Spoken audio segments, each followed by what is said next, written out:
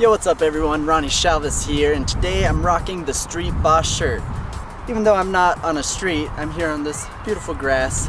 It doesn't matter, if you're wearing one of these shirts, you can be a boss wherever you are, whatever you're owning, doing parkour and free running. So to get one of these shirts, be sure to click on the link in the description below, but otherwise, I'm here to teach you guys how to do the Russian front flip technique. Now I've previously done a tutorial on just the front flip, a normal punch front, and a Webster, so you can check out both of those tutorials. I'd actually recommend learning the traditional front flip first before learning Russian technique, as the Russian technique can actually make some of the technique you need to do a proper front flip more difficult. Some people do learn Russian front flips first, so it's definitely a possibility, but that's just my own personal recommendation.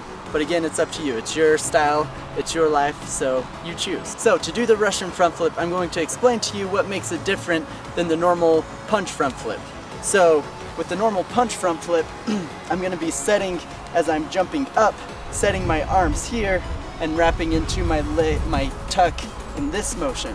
With the Russian front flip, I'm setting my arms here and then tucking to the back of my legs. So it's set here instead of set here.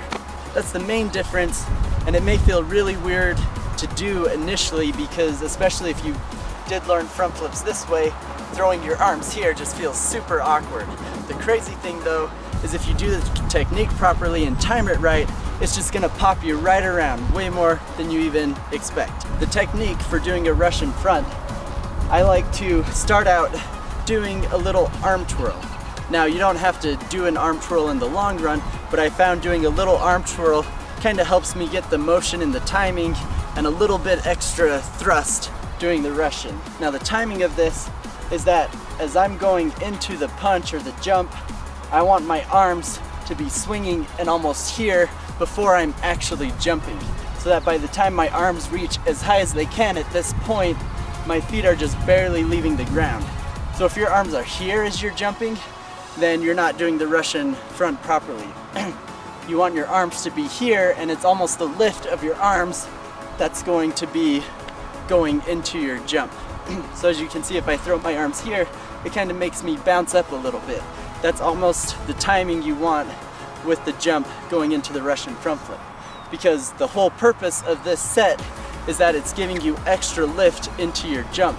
So if you're not hitting that set by the time you're jumping, then it's not gonna help give you extra height and extra lift. And then from that point, all I'm going to do is reach my set, make sure I keep my chest up, because what can happen is when people throw their arms forward like this, it naturally wants to lean your chest forward. But if you do that, you're gonna go into the ground instead of getting up and getting set. So you wanna make sure that you still keep your chest as tall as possible as you're hitting the set. And then as soon as you hit that set and you've reached your peak height, that's when you tuck. And I actually like to kind of bring my hands behind my knees on the tuck because it's a lot more natural from that position. The weird thing you'll notice with this move is that you'll pop up and you'll be like, holy cow, this feels so weird. And then as soon as you go into that tuck, it just kind of like pops you around like effortlessly if you did the timing right. And so it's really unexpected feeling, and that's what I love about it. It's really, it's a really cool feeling once you hit the timing right, and it really makes front flips a lot more effortless because all the lift is coming from your arms and you're not having to worry about punching the ground as hard or getting as much force in that whip. So if it still feels like you're not getting the technique right, most likely you're still going too late with that set. Because you're so used to starting from here, a lot of people will have difficulties starting their set all the way here. They want to kind of almost do this middle thing. So as awkward as it feels, just make sure that you're fully hitting this point before jumping, because that's literally what's lifting you off the ground as you go into the front flip. Also remember that you want your tuck to be a snap. And that's the same thing with any tuck. The more of a snap your tuck is, the faster it'll help whip you around. Now, the faster the tuck is, I don't mean sooner, because if you go into the tuck too soon with any flip, then you're going to lose height. So it's a matter of reaching your full height and then snapping the tuck at the right time. And figuring out that timing, you'll be able to nail all sorts of flips. So going over the whole process again, remember that as you run into the jump, You set your arms here, you get a nice swinging motion. You jump, you keep your chest up tall, and then as you reach your peak, you snap that tuck, grab behind your knees, let your tuck flip you around, and then boom, pop open, and land a clean Russian front flip. Russian technique can also work for Websters. It's going to be slightly different, but the same principles apply. So with the Webster, you're kicking one leg and you're jumping off one leg. The way I time the Russian with the Webster is that my arms are going up slightly before my kicking leg.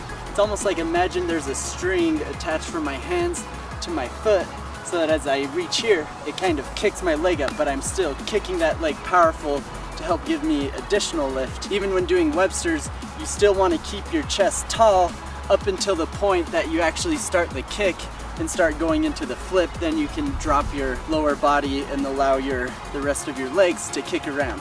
Depending on the style and technique of Webster you want to be able to do, there's a lot of different variations.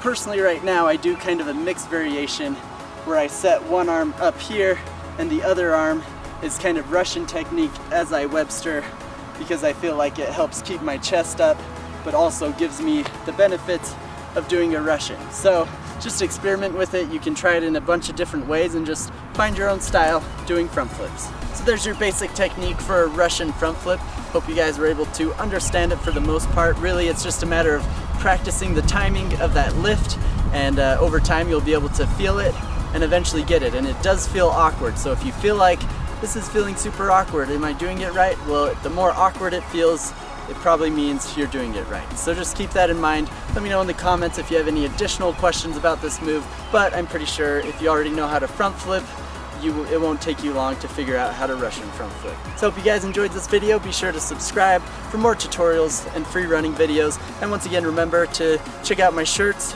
and the link in the description below. And thanks for watching.